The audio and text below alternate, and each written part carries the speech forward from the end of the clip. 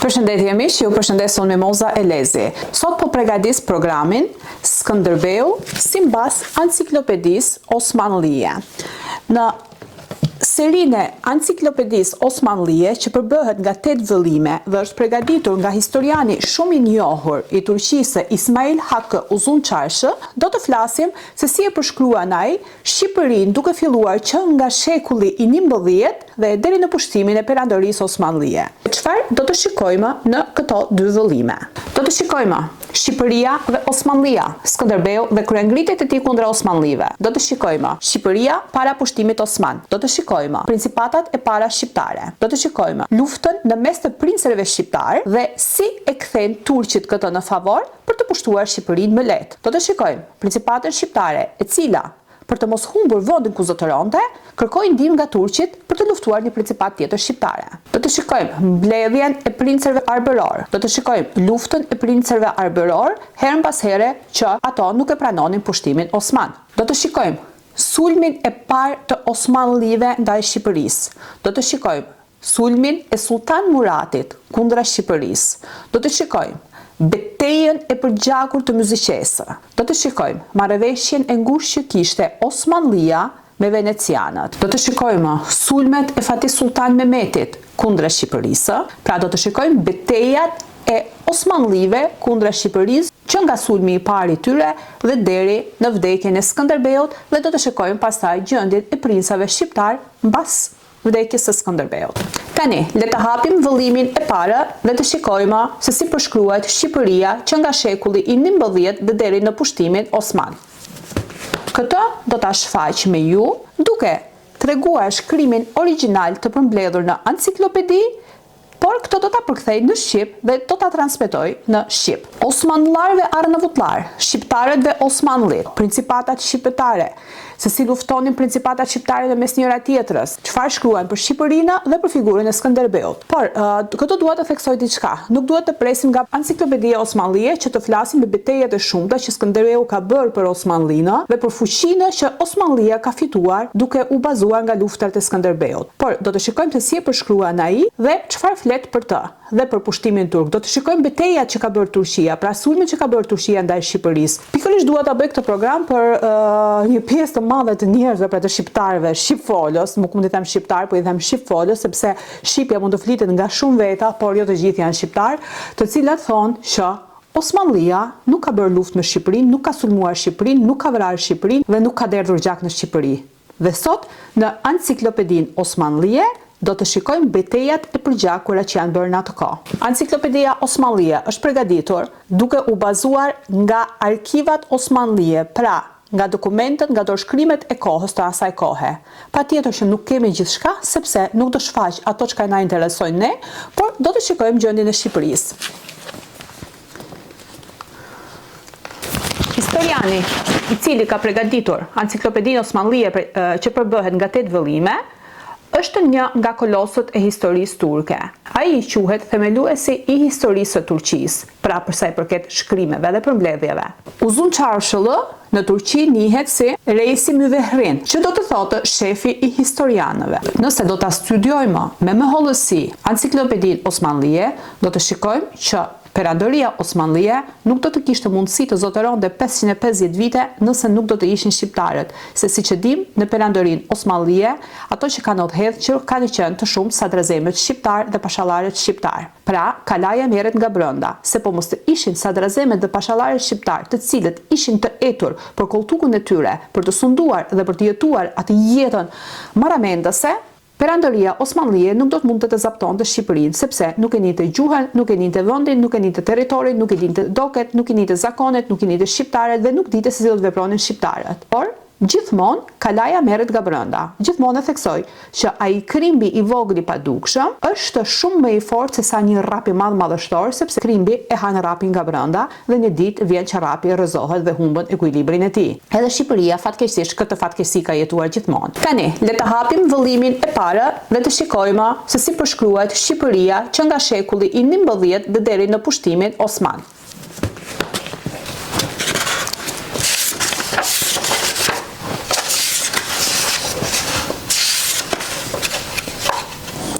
Pra jemi në faqen 202 të vëllimit të parë të Enciklopedisë Osmanlije, ku do të shikojmë Osmanlılarve Arnavutlar, pra shqiptarët dhe Osmanlit. Dhe këtu do të shikojmë se si turqit Aydınolu bashkëpunuan me Bizancët për pushtimin e Shqipërisë, marrëveshjen e tyre, bashkëpunimin e tyre.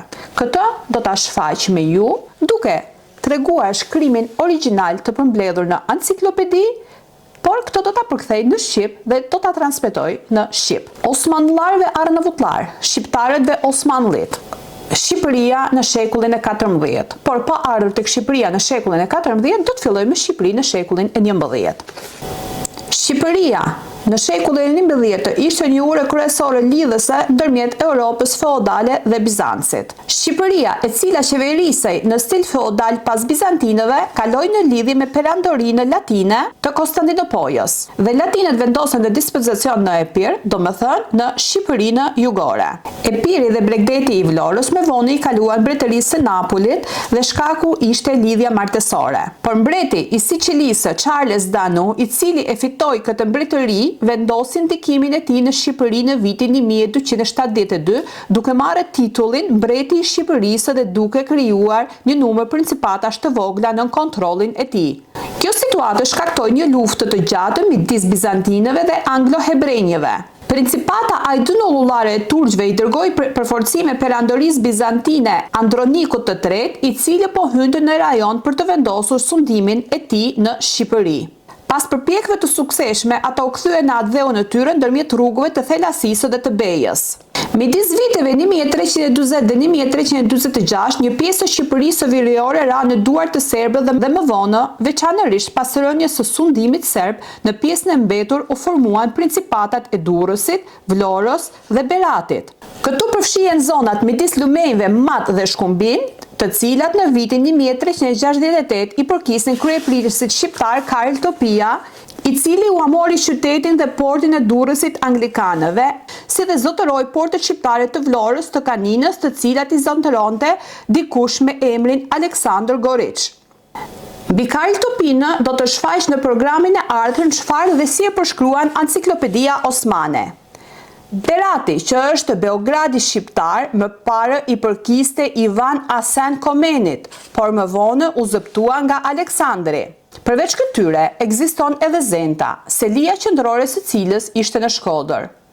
Në Zentë ekzistonte një principat latine e themeluar në vitin 1360 nga 3 djemt e një princi të quajtur Ballsha, i cili ishte me origjinë shqiptar. Dhe autori në një paragraf shënim të shkurtër këtu thekson qartë që familja Ballsha, e cila themeloi një principatë serbo-shqiptare në Bregdetin e Adriatikut në shekullin e 15, i përmbahej kulturës perëndimore dhe besimit katolik, dhe se kjo familje ishte me rënje autoktone shqiptare.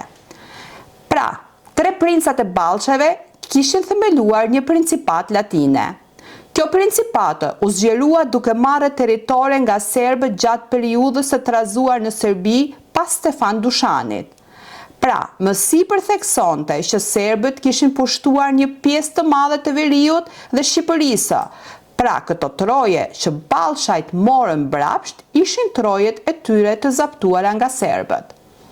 Megjithatë, këto lagje të pushtuara, si Peja së bashku me Prizrenin dhe zonat përreth, u rimorën nga despoti serb Lazarus dhe mbreti i Bosnjës Tvarkos, gjithashtu i cili pushtoi pjesën e tyre.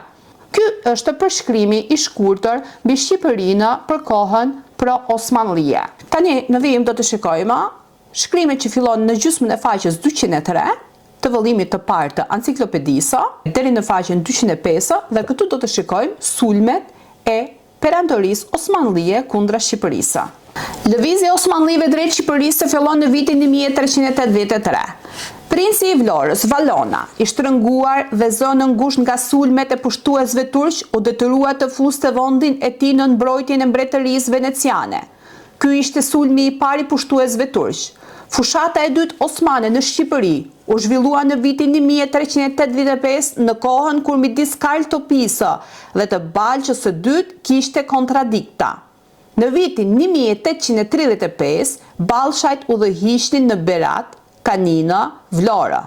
Ballshajt kishin zënë dhe shtrënguar Kal Topinë, i cili zonëronte në zonën rreth Durrësit sipas përshkrimit. Këtu Kal Topia thirrën në ndihmë të turqit për të mbrojtur nga sulmi i ballshajve. Në këtë kohë, ushtria osmane me në krye Halil Hayreddin Pashën, me qendër në manastir, kishin zaptuar edhe Ohrin. Në këtë kohë, princi i Durrësit, Kal Topia, po luftonte me princin më të fortë të kohës në Shqipëri, me ballshajin e dytë, i cili ja kishte marrë brigjet e Durrësit nga dora Kal Topisë, dhe Kal Topia, duke mos besuar te venecianët, kishte thirrur në ndihmë turqit. Ballshaji i dytë në këtë kohë ishte në konflikt me mbretin Tvarko të Bosnjës për çështjen e Kataros. Me të dëgjuar se osmanët po afroheshin, ai braktisi luftën me mbretin e Bosnjës dhe duke marrë me vete edhe disa fuqi të disa familjeve të njohura shqiptare, u kthye në jug. Hayreddin Pasha, duke përdorur si faktor thirrjen e Kal Topisë, kaloi nga malet rreth Elbasanit dhe u nis drejt jugut të Shqipërisë, ku në Dëvoll, në të majt të brigjeve të lumit Vjosa, i preu rrugën princi shqiptar Ballsha, dhe këtu u bën një përleshje për gjakur, ku në këtë betejë triumfoi Hayreddin Pasha. Në këtë betejë, Ballsha dhe Ivaniçi, vëllai i Marko Kirjaleviçit, djali i mbretit serb Jugor Vukashin, i cili ishte përkrah ballshave, u vranë. Ivaniç në atë kohë ishte princi që udhëhiqte brigjet e detit Adriatik në Sloveni. Kjo betejë u bë në vitin 1385 dhe nga osmanlitë quhet Betejë e provincës me Dëbor. Pas kësaj beteje, princi i Durrësit rimori drejtimin e provincës së tij. Në këtë kohë, osmanlitë zgjeruan shtrirjen e tyre deri në gjirin e Artes në brigjet e Jonit, pra në Epir, dhe në këtë shtrirje zaptuan edhe Selanikun. Në rrjedhje të këtyre viteve, në vitet 1389, ranën sundimin osmanli dhe Kruja dhe Shkodra. Në këto kohë, në Evropë zhvilloheshin negociata kundër interesave të sunduesit osman, dhe nga që venecianët zotëronin një fuqi të madhe detare në mesdhe, sunduesi osman nuk e konsideronte të përshtatshme të provokonte venecianët në veprime kundër tij. Kështu që ai u aleshoi këtyre dy qytetet venadikasve. Këtu lexojmë një shënim që autori ka shkruar. Në atë kohë, osmanlitë kishin marrëveshje dhe bashkëpunim të mirë me venecianët. Këtë shohim menjëherë pas betejës së Sirpsindisë.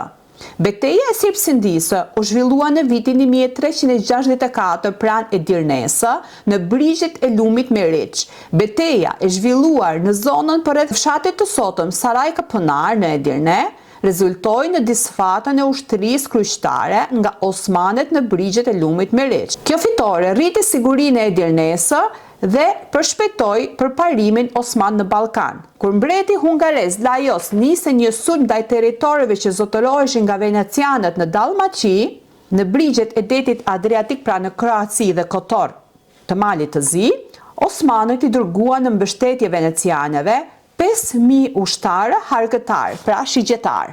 Këtu, në vazhdim nga faqja 205 deri në faqen 207, autori shkrua një përmbledhje mbi disa principata shqiptare.